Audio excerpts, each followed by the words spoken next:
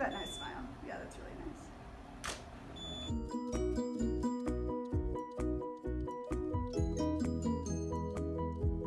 Tell me, Josh, reflect on your season as a whole. Obviously, it was a pretty memorable one for you, wasn't it?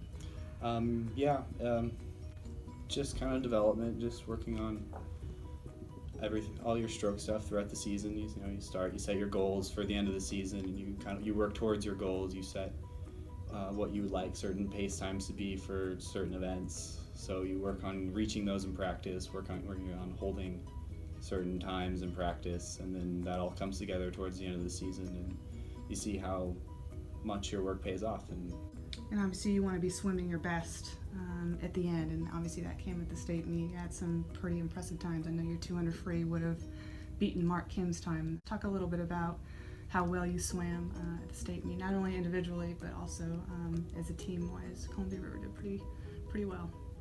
It's funny you bring up Mark Kim. Him and I are actually pretty good friends. We know each other through the club and swimming community. So as for the 200 free, I improved a lot from last year. Last year was when I had my previous best time, so I improved over about 2 seconds throughout the season. Like I said, I trained trying to get my splits under it in the 200 so that I don't have any 26s, so that I only have 25 point whatever, and getting out fast enough. And the 200 free, in my opinion, is the hardest race.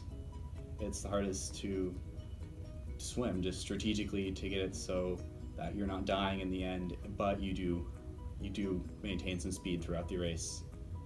And I like watching people race it just almost as much as I like actually swimming it. I know all athletes, regardless of the sport, they kind of get into that zone. Is that with you in the water? Or does something turn on the jets for you, and once you get in the water, kind of find your zone? I just get excited to race. Like when I dive in, I'm ready to race everybody in the water and show the best that I have. And I don't particularly get nervous for races. I more get anxious, get excited to get in the water and just get it over with and get racing. And so I don't know, that excitement kind of fuels me. What are your kind of long-term goals? I was looking at the results of your 200 free, for example. I think your finals time was a second and a half off of Nathan Adrian's time. Yes. And obviously we all know who Nathan Adrian Yes, is, an accomplished Olympic gold medalist. What are your goals and aspirations beyond high school?